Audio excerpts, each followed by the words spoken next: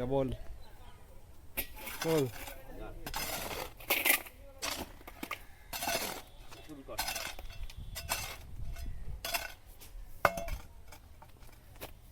আমি ইউটিউবে ভাইরাল হতে আসিনি, আমি প্রতিবাদ করতে এসেছি।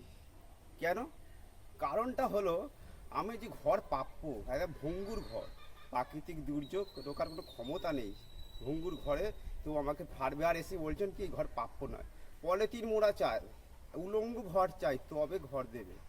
কোনো মানে হয়? হ্যাঁ, কি উলঙ্গ রাষ্ট্র ব্যবস্থার আমি শিকার। আমাদের গ্রামে 30 বছর বিজেপি মেম্বার, তবু আমি ঘর পাইনি।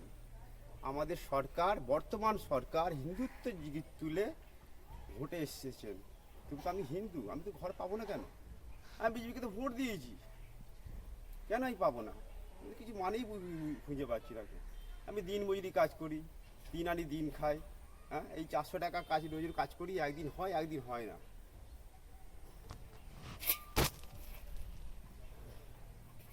আব্রাহাম লিঙ্কনের কথাই আমার বারবার বলতে ইচ্ছে হয়, for the people, of the people, by the people. জনগণের জন্য, জনগণের দ্বারা, জনগণের মঙ্গলার্থে। কিন্তু এই কোথায় গণতন্ত্র, কোথায় উলঙ্গ রাষ্ট্র ব্যবস্থা? হ্যাঁ, এই কি অবস্থা? হ্যাঁ,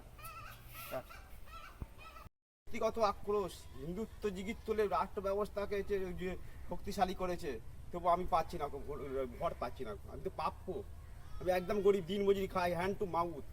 গণতন্ত্র যদি বড় সংখ্যা হয়, আব্রাহাম লিঙ্কনের কথাই বলতে, for the people, of the people, by the people. জনগণের জন্য, জনগণের স্বার্থে, জনগণের মঙ্গলার্থে। কিন্তু কেনই পাবো না? কেন ভাই? দিন মজুরি কাজ করছি তো, সেটাই।